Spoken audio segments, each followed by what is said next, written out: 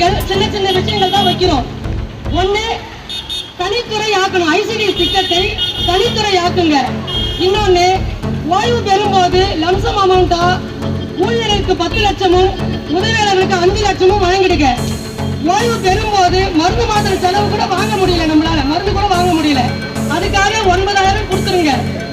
இதைதான் நம்ம கேட்கிறோம். தமிழ்நாடு அங்கன்வாடி ஊழியர் மற்றும் உதவியாளர் சங்கத்துடைய திருவண்ணாமலை மாவட்ட செயலாளர். என் பேர் எஸ் கலைவாணி. இன்னைக்கு தமிழகம் முழுவதும் கருப்பு தின ஆர்ப்பாட்டம் நடத்துகிறோம்.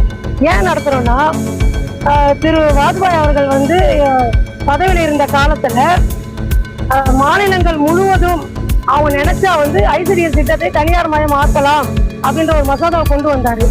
அதை கண்டிச்சு வருஷம் ஜூலை 10ஆம் தேதி இந்த கருப்பு தின ஆர்ப்பாட்டத்தை நாங்கள் நடத்திட்டு வரோம்.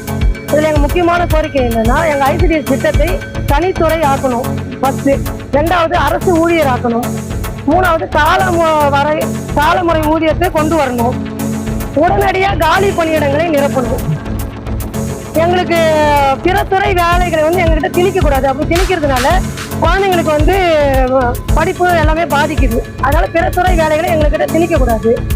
எங்ககிட்ட இருந்து செவிலியர் பயிற்சி பெற்றவங்களுக்கு எந்தவித நிபந்தனையும் இன்றி அவங்களுக்கு செவிலியர் வேலை கொடுக்கணும். இதுதான் முக்கியமான கோரிக்கைகள். அதுக்காக தான் இன்னைக்கு கருப்பு தின ஆர்ப்பாட்டம் நடத்தணும். எஃப்ஆர்எஸ் முறையை எளிமைப்படுத்தணும். அந்த எஃப்ஆர்எஸ் முறை இருக்கிறதுனால குழந்தைகள் ஊட்டச்சத்து பறிக்கப்படுது. அதனால எஃப்ஆர்எஸ் முறை எவ்வளவு எளிமைப்படுத்த முடியுமோ அது மாதிரி பண்ணி கொடுத்தா நல்லா இருக்கும்.